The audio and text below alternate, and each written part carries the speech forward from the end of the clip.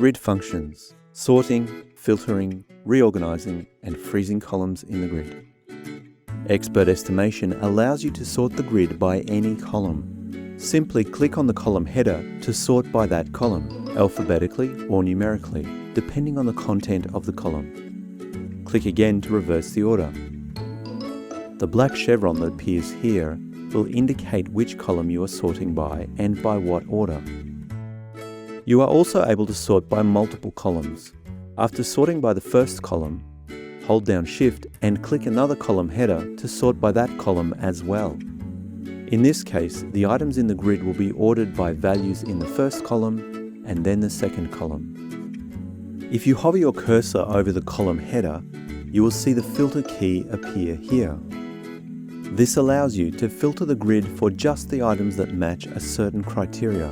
For example, here are the items with just the criteria of meters cubed. The filter key you can see now indicates that the filter is being applied from this column. To remove, simply right-click on the column header and select Clear Filter. You can search the grid by right-clicking on a column header and selecting Show Search Panel, or press the F3 key to toggle. This allows you to search and filter the entire grid.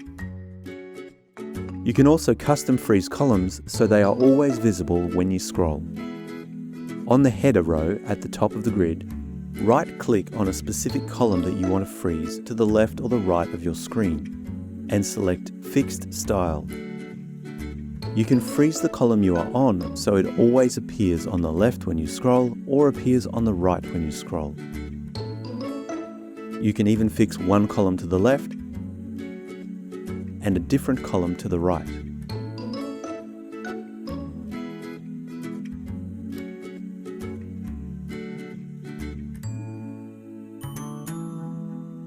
The double vertical line here shows you where the fixed columns begin and end.